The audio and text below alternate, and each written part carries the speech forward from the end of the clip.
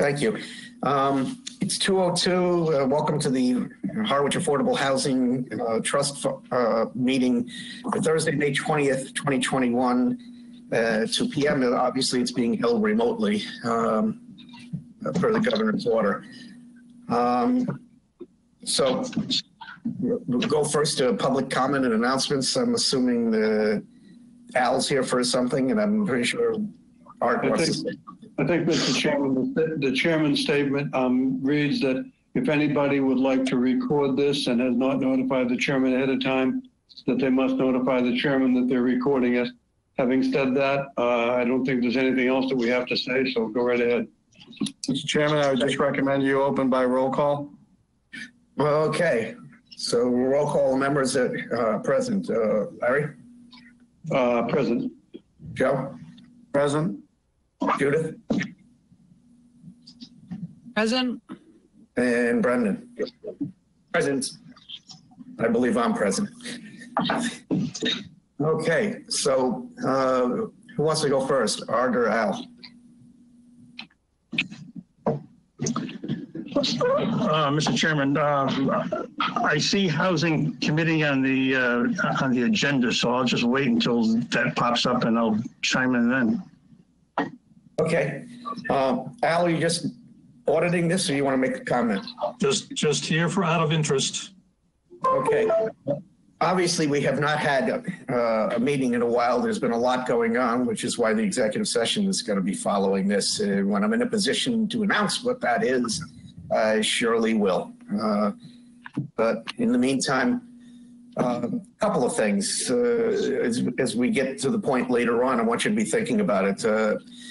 It looks like we're edging in a kind of pretty quick way towards getting back to in-person meetings. Am I incorrect in saying that, Joe? Or we're at least a month away. The Board of Selectmen is anticipated to be the first public body to meet normally, meaning the Griffin Room with an abundant public audience on Channel 18.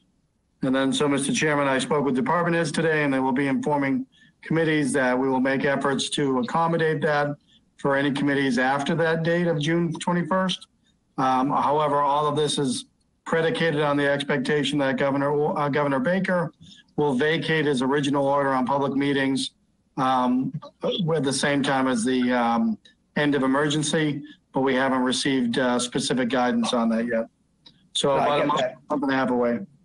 I get that. I'm just presupposing as we start talking about firing up public engagement again, that it's a plausible thought for the summer that we might actually be able to get together face to face with a smallish audience. So with a largest audience, large-ish. Thank you. All right. I don't want to go into what my diet's been like in the pandemic, so we're not going to talk largish.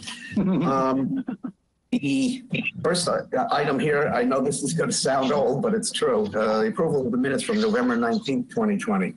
Has everybody had a chance to read them? Move acceptance. I would second that. Okay, Joe has moved. Larry seconded. Any other comments relative to the minutes? Okay, Judith? Aye. Brendan? Are we voting? Yeah, we're voting. Brendan? Approved. Larry? Approved. Aye. Joe? Aye. And I'm an aye.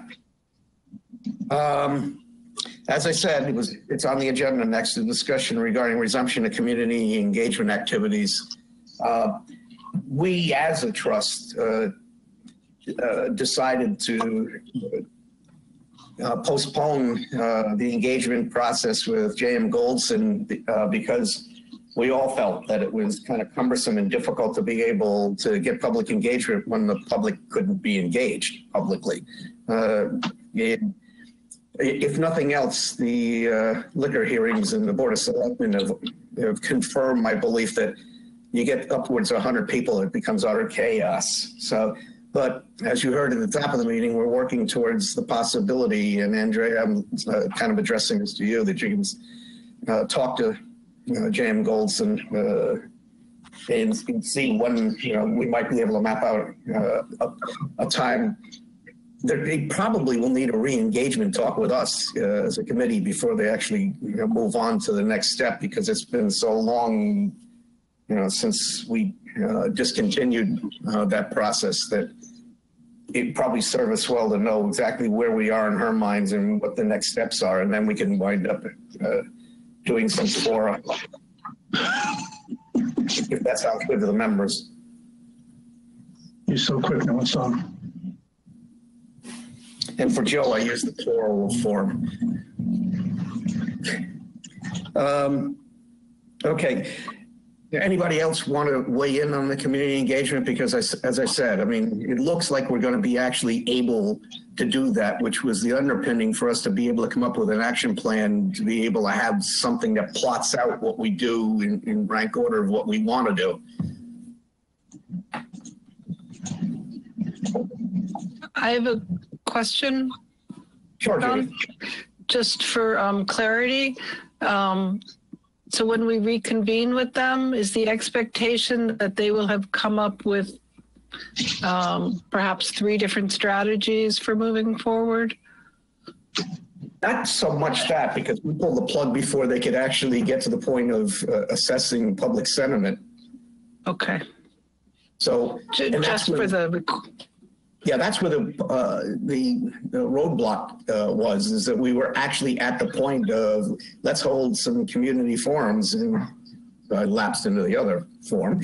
Let's hold some community forums, but there wasn't any possibility of doing it except by Zoom or GoToMeeting or the Microsoft platform. And generally, it gets overloaded and it can easily become chaotic. So I'd like to have some sort of decorum in a process where there's like a focus group and we actually have a discussion about what people want to see. I mean, again, if anybody wants to weigh in on who stakeholders might be, because I have a broader view than probably most people. I not only consider employers stakeholders, but I also include abutters, people who might possibly not want to do affordable housing, but we have to actually include them to be able to figure out exactly what the community wants and where it wants it. So, but I'm just one of 5, so you guys can weigh in on. Now I'm speaking from an academic perspective.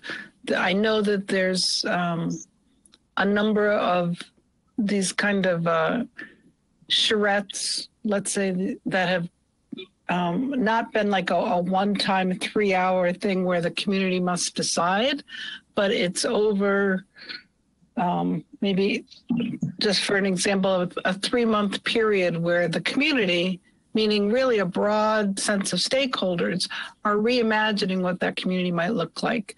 So there's a lot of examples out there that they'll be able to pull from, I think, to help us with this. And my sense is that if possible, as many different types of stakeholders get the opportunity to speak and to be heard, right? And that whatever decisions are made further down, it's a weighing process. It's just that I think it's important that every type of stakeholder is heard so that we come to consensus, as opposed to just someone, a small body making a decision for everyone, if I'm being articulate. So. Actually, you're giving a far more eloquent version of what I was saying that I could give, so thank you. Any other member comments about that? So we'll get JM goals in as an agenda item so that we can actually get them in front of us. They need to be prepared to kind of give us an update about where they left off and what they would recommend to moving forward. But I agree with Judith about reaching a consensus objective. A lot of problems in a lot of towns boil down to nobody knows what's going on, and then when they find out, they are bent out of shape because they weren't part of the decision making. Larry. I have to agree with Judith, and having said that, I won't berate it, but wait until we hear from the consultant. But one of the things we'll have to consider is when there are objections, and there likely will be, how we can best mitigate them to continue on. So that's something I think the consultants can help us with. Judith, did you want to add to that? No, I was just going to say that one of the communities that went through an interesting state, and again, speaking from an academic perspective, went through an interesting process was Keene, New Hampshire.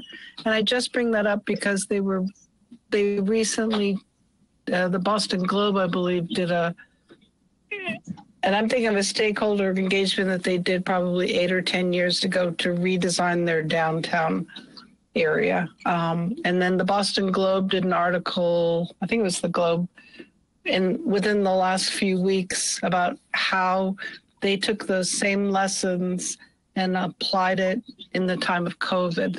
So it just, and a lot of it was around communication with like how to facilitate communication in a challenging situation. Okay, well, Andrea can pass that along to them because that's really what I'm interested in discussing is, okay, so now what? How do we pick up everybody so that we have a plan that reflects the town as opposed to like an insider plan? Okay, we got to careen forward here so that we can stay on schedule. Sisson Road project, because this actually flows into that. Very much like community participation, but it started with us being able to articulate in a real world with a real bucket of money, what are we asking for as our highest priorities if we do something at Sisson Road. Larry sent something in. Mine was pretty succinct because there's real wants and there's some I wish I could have. My wants, if I were expressing an opinion, would be that it would be for 60 and 80% affordability, so that we don't wind up diluting this down to like a 75, 25, 40B again. And that would be 100% 60, 80. And that it actually be landscaped in position so that it looks like part of the community. Those are the highest priorities for me. But we didn't get anything from Brendan, Judith, or Joe, so I'm going to put you on the spot. If you had a couple of high priorities, what would they be? Because these are baked in the cake in the RFP. You can give bonus credits to all the things, but I mean, if we want something, and really truly want it, it has to be in the RFP that we're stating that it's a requirement. But we also need to be able to fund it because recognizing that a developer, if they're stuck with 60 and 80%, it may be a money loser, and we may have to dig into the collective pockets and buy that project down. Don, if I can extricate myself from the hook you put me on, I'll say my response is simple. Between you and I, at least one of us should be reflecting the thoughts of the Board of Selectmen. So my response would be that I would be more than happy to reach out to the board, update them on this project and seek any input that they have, and then communicate it back. Because generally speaking, I recognize my role exists because I'm the administrator and I exist as the administrator at the pleasure of the board. Otherwise, I could go down the path of telling you what I think personally, but I don't get paid to do that, and I don't believe the board is necessarily looking for that. Okay, but that's why I hired you. One down, four to go. Fair enough. But that's the fine line we walk too, because being a selectman, I can also say that the trust has that under its own jurisdiction as property. So keeping the Board of Selectmen informed and engaged is important to me, but they don't have the only say because it's not their project. But it's a good way to get the community involved. Larry, you gave your opinions. So Judith, do you have anything in mind?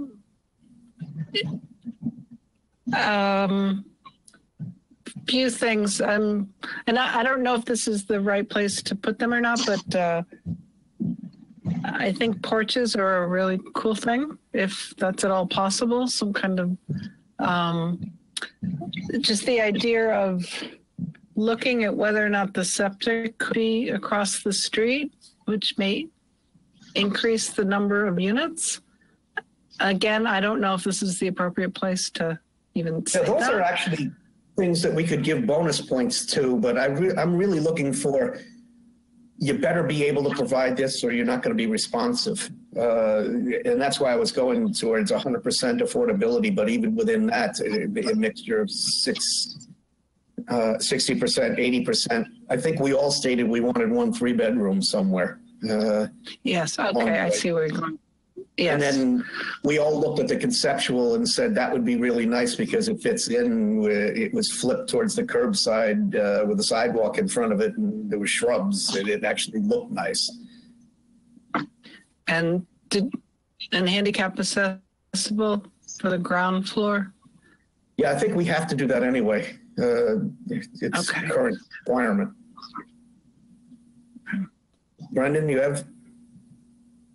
Yeah, I think the point you made about the 60 to 80%, they're just mixing up is important. I remember when we did the walkthrough on the big Yarmouth development, that's a different model altogether, 69 units. But what they did is they made sure they had different groups in there, and it really create a community. I know this might only be 6 to 8 units, so it's a little tougher to create that, but I think it still applies. So I think you're right on point. Driving the 60 to 80% or maybe even 100, maybe 3-tier. But I thought that's a pretty valid point to consider. I think it's one of the more important ones. Did everybody see that Yarmouth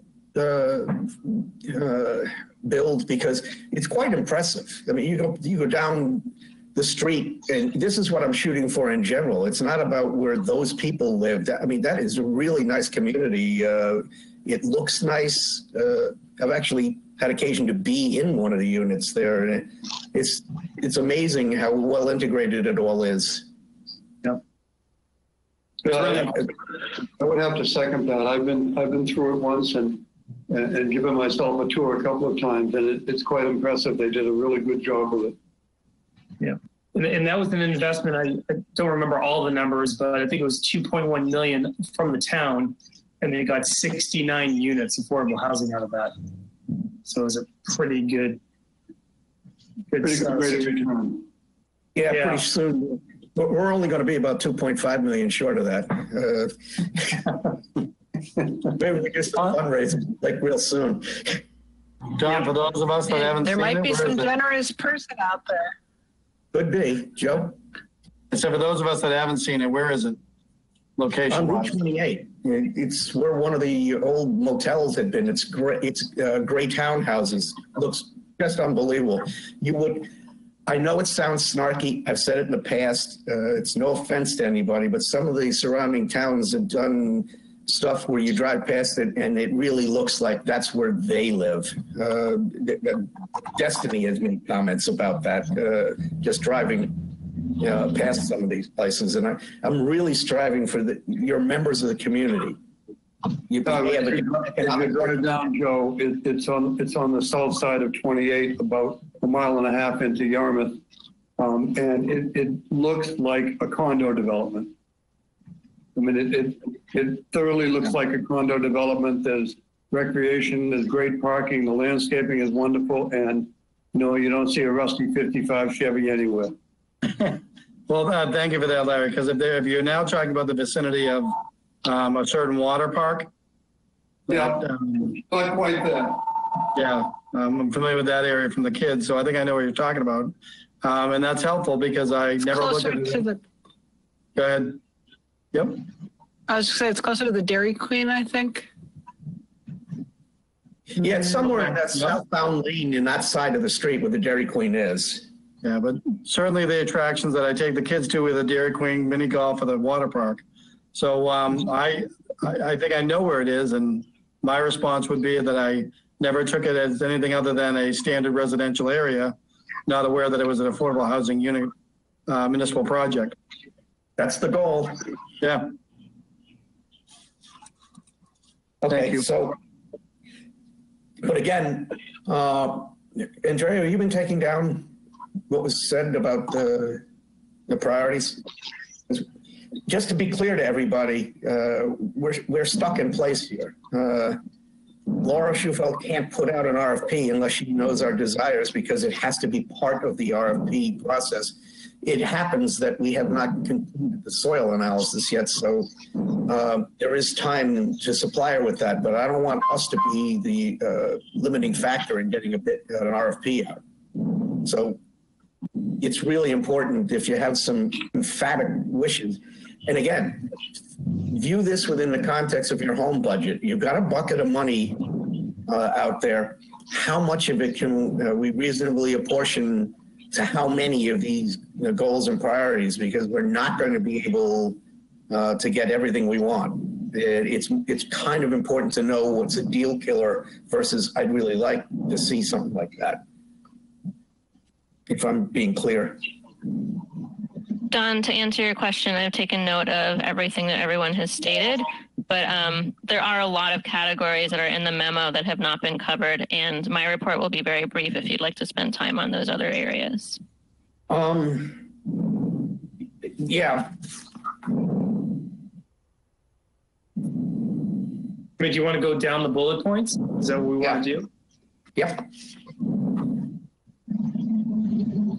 I don't think any of us were looking for ownership, were we? No. Because the biggest identified need in this town is rentals, not. I mean, Habitat's been plugging things in here and there, and we got Gomes Way, Driftwood Place. I mean, there's a bunch of deed restricted places, but can I get a consensus that we're looking to do rentals? I think on this particular development, yes, I agree with you, Mr. Chairman. Rental would be most beneficial. Yes. I agree. My question would be, and I'm looking to be either affirmed or corrected, probably corrected. But if we're looking at 100% rental, isn't it true then that all the units count towards the subsidized housing inventory number? Yes. You are correct, sir. Then sign me up for rental, please. Okay.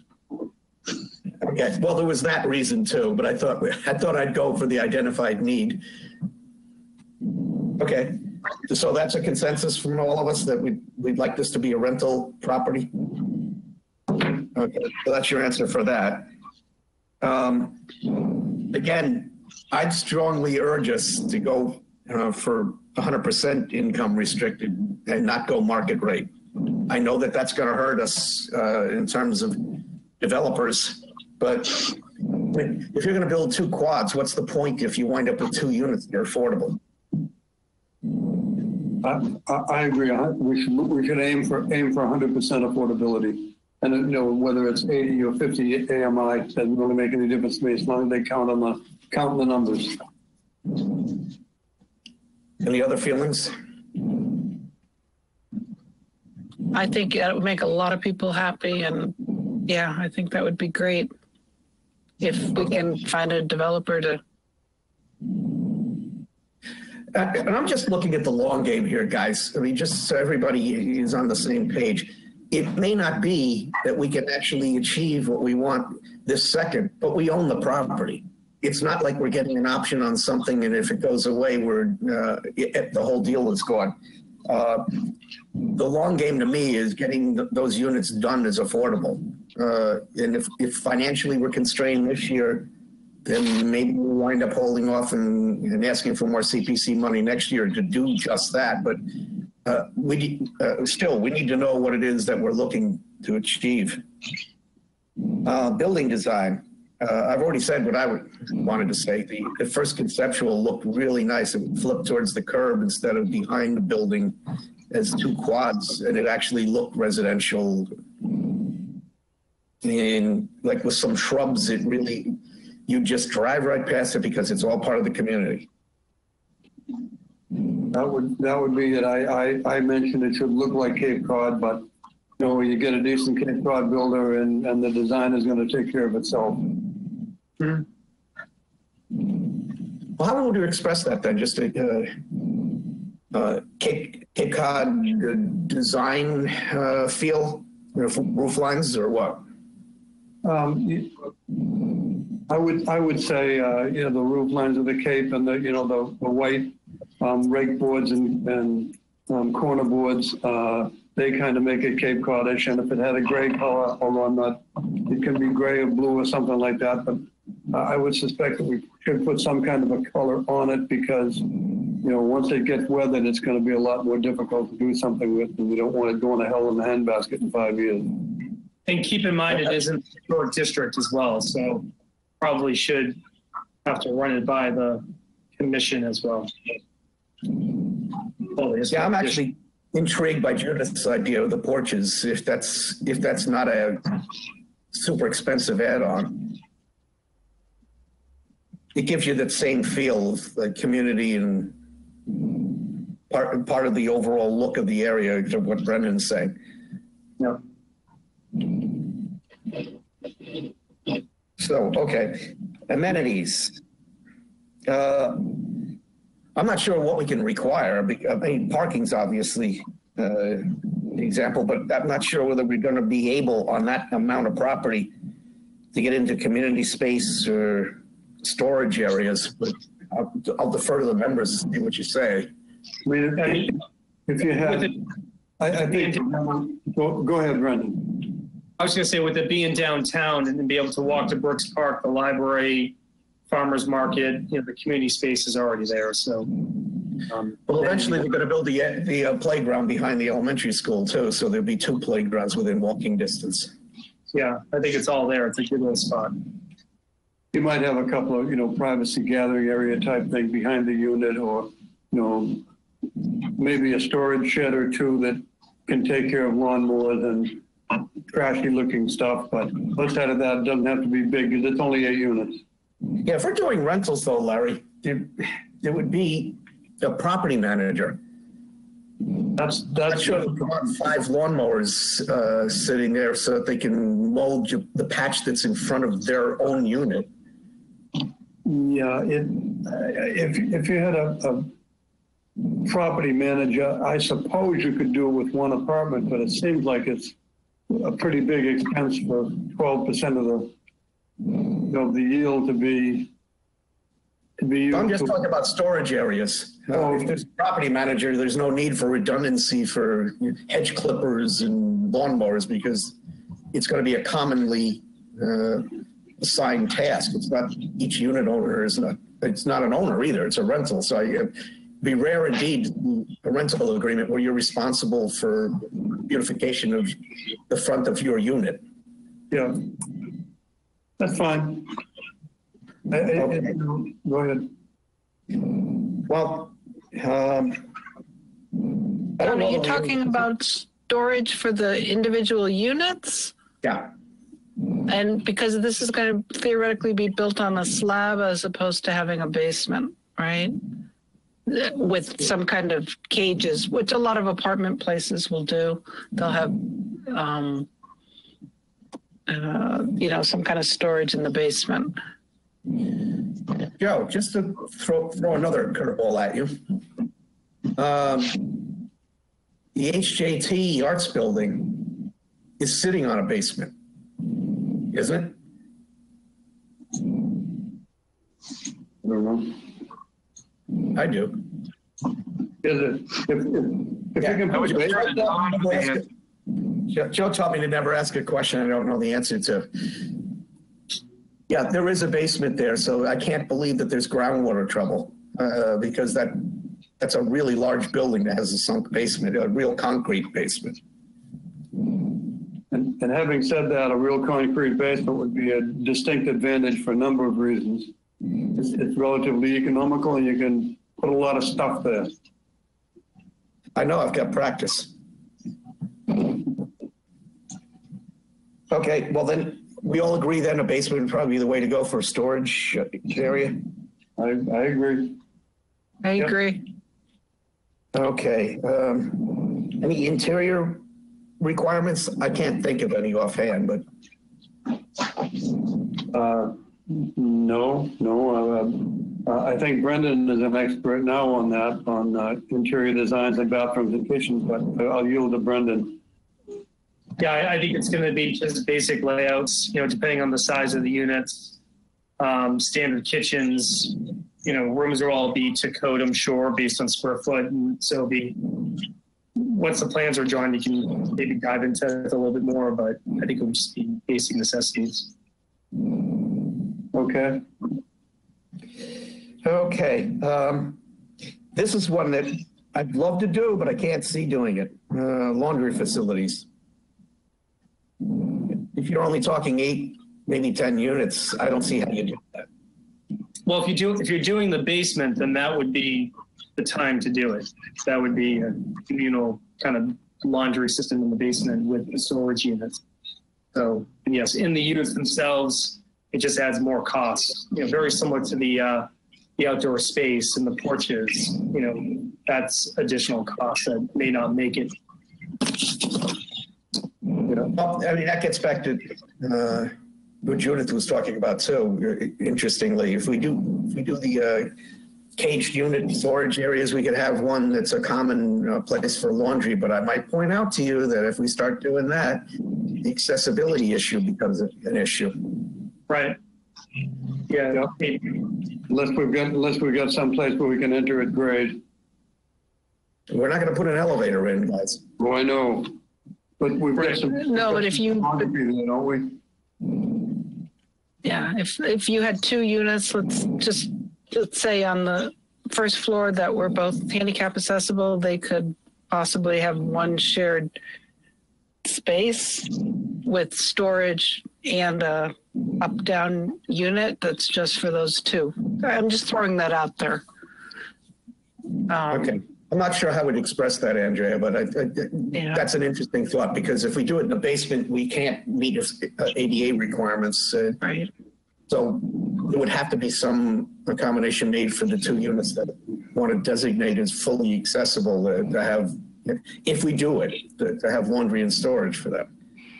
Then But otherwise, there's, yeah. If the possibility exists, Mr. Chairman, for changes in topography, we might be able to use the topography to get into the basement at grade.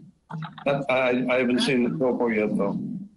Okay, I'm starting to run out of time here, so let's zip through the rest of these. Site design. I made my feelings clear. The landscaping and flipping it towards the road would probably make for a better aesthetic. You're parking behind it. Correct. Yeah. We agree on that, or? Yes. Okay. Yes. Much as I would love to count this as my #1 priority, having the first compact fluorescent bulb that any of you would have ever seen back in the 70s, I can't see with what we need to do and what the economies are that we can impose a requirement for energy efficiency like photovoltaic cells. I'd love to be able to do it, but I'm not sure that we have the budget to be able to pull that off. Well, I think if there are state incentives, they could access those. Okay, well, I mean, that should probably be a preference as opposed to a requirement then.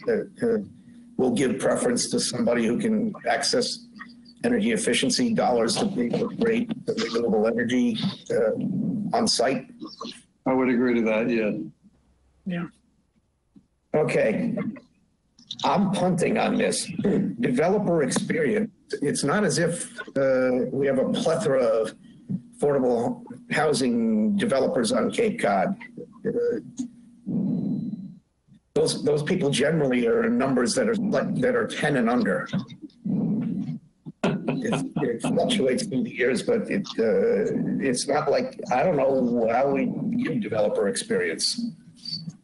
Is there any kind of designation, or is any builder that's Well, this is for Brendan, because just as a basic, if we're building anything as a basic requirement, how many years in the industry would you want experience in actually developing something?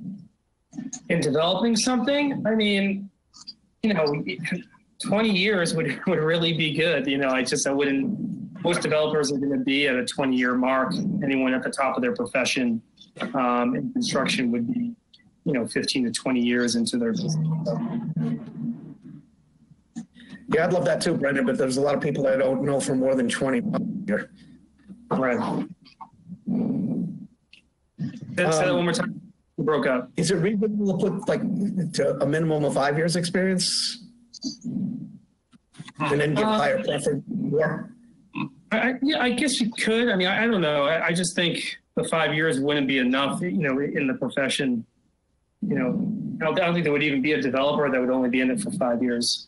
Yeah, I could be wrong. Maybe I'm just overthinking. Yeah, well, we can handle it the other way. I mean, the second part of this question actually is the sleeper. Can they demonstrate a successful similar project that they've contracted for and completed? Yeah. That's a... How about if we go at it that way rather than the years way? I mean, you have to show us some projects that you've accomplished. Demonstrable experience. Yeah, that's a great idea. Present the resume. It's a good idea. Okay. Management is a discrete function from development. I'm not going to ask Andre anything about that because they may actually be interested in managing themselves or may not be of critical mass. But the point is that not everybody who manages property develops property, and not everybody who develops property on Cape Cod manages property. So I'm not sure that I want to require a nexus in this thing unless, I mean, I can be convinced otherwise, but what does everybody think? So just for clarification, Don, the developer will own the projects. So the developer would be choosing the management? Well, we own the dirt, and that's our contribution. Whether or not we convey ownership to that or we wind up in 99 years leasing it, something we haven't even discussed. No, I think the developer would still be managing it, whether they hired someone or did it themselves. I think it's still That's what I'm saying. They probably wouldn't necessarily have a component in them because you could always hire a management company. Right. Okay. Do we stipulate? Is there a need for the town to stipulate that they have some kind of say in who the management team is if they hire outside of the company? Yeah, well, MHP has some rules on this that I'm aware of. I mean, there's compliance reviews that have to be done. Okay. So all of that is going to be a requirement for anybody, even if they sub it out. It's still a requirement that you demonstrate you've met the thresholds of affordability that you've prescribed for the units and so forth. Okay. So the oversight's there, ongoing. It's not, the town doesn't just for clarity. Now we're at the point that we're at the point where we can't discuss the 99-year lease. It's the next one. I don't know how I feel about this in general, but I really don't want to be in a position where we convey the land, get the unit on there, and then the developer leverages it by getting mortgages on the property, and we find that it eventually goes belly up because they siphoned all the money out of it as equity. So I'm not sure if there's an advantage to conveying the property, but somehow to me it would be better if it were a lease out of 99 years. I would have to go ahead, Brendan. That's why it goes back to my comment about, I know it sounded like a lot, 15 years experience in doing it, but I think it's all about finding the right partner. So that's disconnected. Larry? I lost my train of thought. Sorry, Larry. Your train is on two tracks, ownership or lease? Lease. I've seen a lot of lease properties with 50 to 99-year leases done on them, and they tend to work a lot better than, as you mentioned, somebody who takes the profit out after 33 years and he's long gone and tries to refi again and sell it. So my thought is to stick with a long-term lease. That way you've got some skin in the game for the next century. Judith, you agree? I agree. Just a point of clarification. So if we did a 99-year lease, it's for the purpose of keeping the housing there. I'm just thinking 40 years from now, if those buildings need to be replaced, which, sometimes happens, is that, how is that going to be addressed? I'm not sure that we can address that in particular, but what I'm trying to avoid is a derelict property where we convey the property, they suck out equity, borrowing money against it, and all of a sudden there's no asset at all. It's highly leveraged, it's in bit disrepair, and they own the land. What are we going to do at that point? And if they have a 99-year lease, is that not a similar situation? Still owned by us. They can't possibly get a bank loan on the property itself. I mean, on the land. They cannot. Nope. So it would be a lease with the stipulation that it'd be an affordable housing units there for the 99 years, in other words. That's what goes on the deed. Okay. So yeah, I think the leases make sense. And the bank will finance it. Now, not that I want to rush us through, but I want to rush us through. The last one is a review committee. I'd really like to have the whole trust evaluated. I don't feel like it's something I would feel comfortable with just one or two members calling the shots. I agree with you 100%. I think my comments, I don't know how far they went around, but I think at least the town engineer and the planner may well be involved in that too. All right, well, we can specify that, but it's interlock staff, but our town administrator is on this call, so up to him about how we codify that. Yeah, I figured I'd put him on, but since he's already on the committee, you don't have to worry too much about that. So is this question getting to the manner by which the RFP will be released? No, it's actually the manner in which the RFP will be evaluated. For proposals, I'm thinking we want to narrow it down to 3 finalists. I'm being very optimistic that we'll have more than 3, and that the process will narrow it down to 3, and that process of winnowing would be through us, and as Larry suggested, the town planner and the engineer, as well as the town administrator who's on this trust anyway. Yep. And is the intended purpose of the RFP to identify the design selection under the procurement laws that deal with that? There'll be both. That's why we have to bake in the cake what we absolutely require, and as well as any priorities that we're maintaining. So I think it would be helpful for me to have a conversation with Laura then, because there's at least 3 different statutes that would apply individually. And we're either doing 30B, Chapter 7, or 149M. Or one of those, if I've said it right. And they all have different requirements and thresholds. Okay. So the review may be determined by the procurement method. Okay. All right. Can we task you with calling Laura then? And Sure.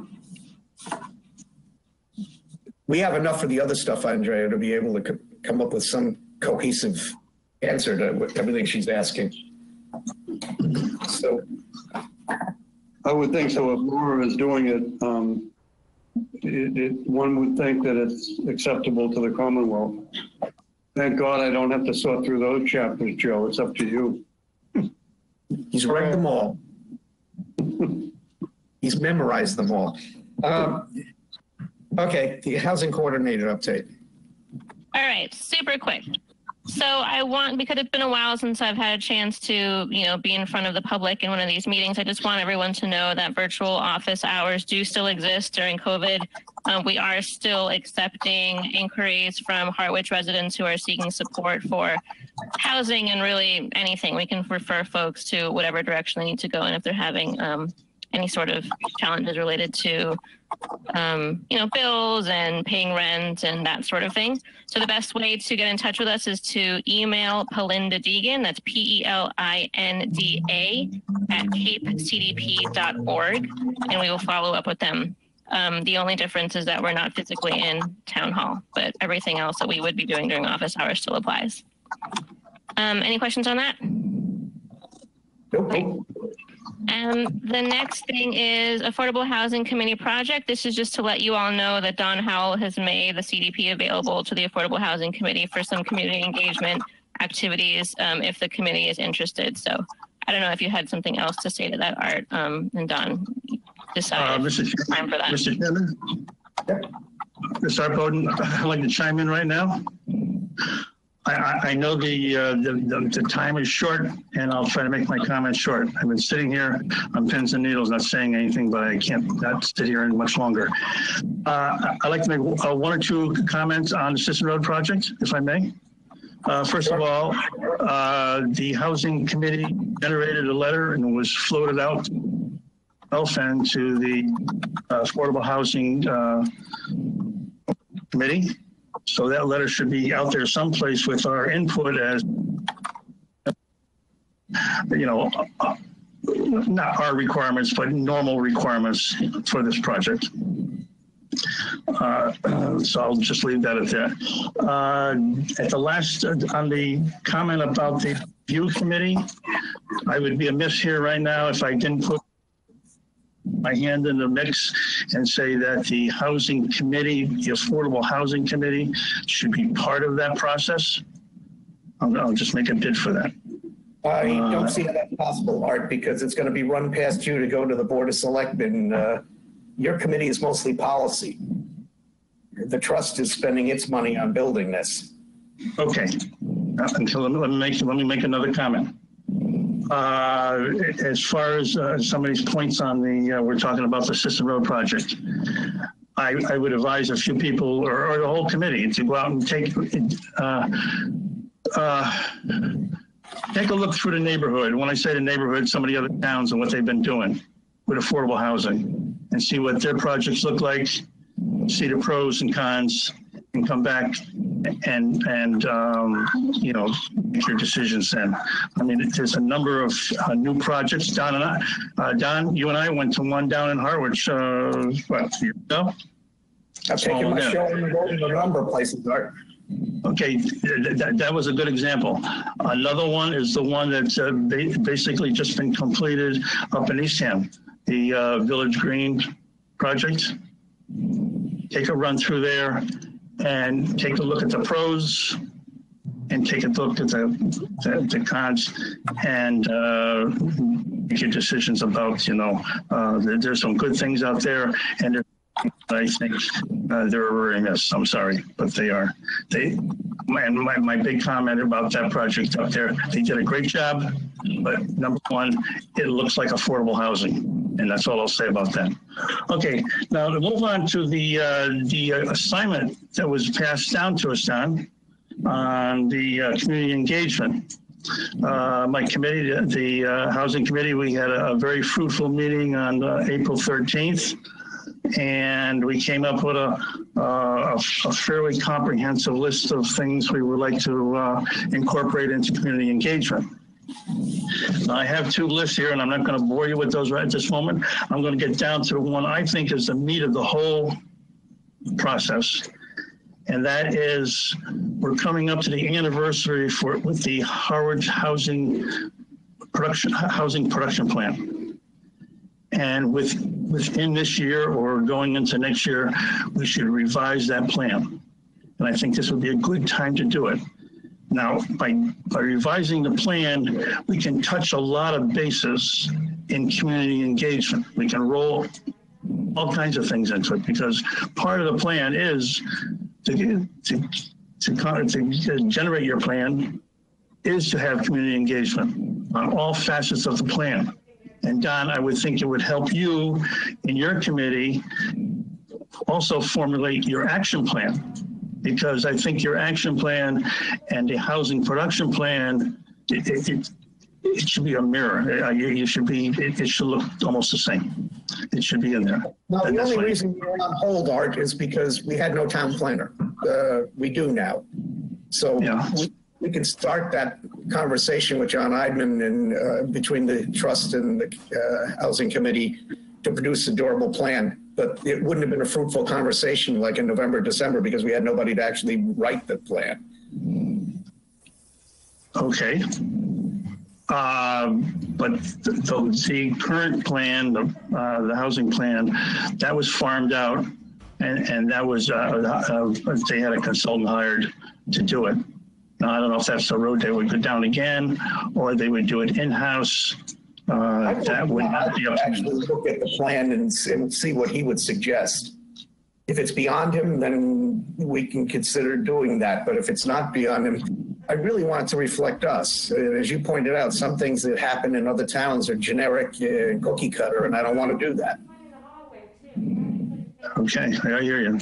Well, so, well, we're talking about in community engagement. So I'm just going to bore you with the one item that I think is some summation of all our other items on the community engagement, because formulating a new production plan hits all the bases for community engagement. I mean, you have to talk to a lot of stakeholders, get their input, and it's, you know, it's like a win-win all the way around. So it would help, you know, get community engagement, get people involved in writing the plan. It's not something one person is going to sit down and do. They need the town input. No, but I presume that your committee and the trust will actually be having joint meetings about that.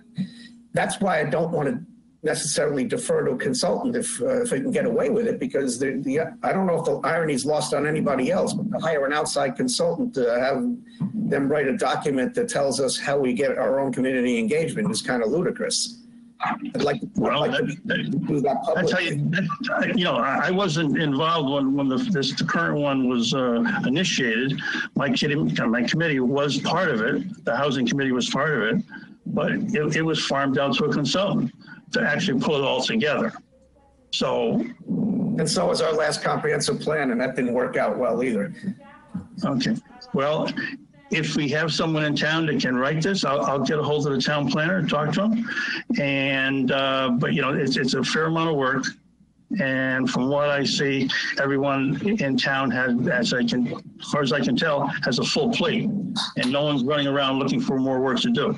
Am I right, Mr. Can I suggest, in the interest of brevity here, can I suggest that you put together a meeting of the housing committee, an agenda that is the sole agenda item, and have a discussion? I'll try to participate and get Andrea there, and we'll see if I can get some staff to be part of that, because we do need to jumpstart the production plan. Okay, we can do that. Thank you. Thank you for your time. No, thank you.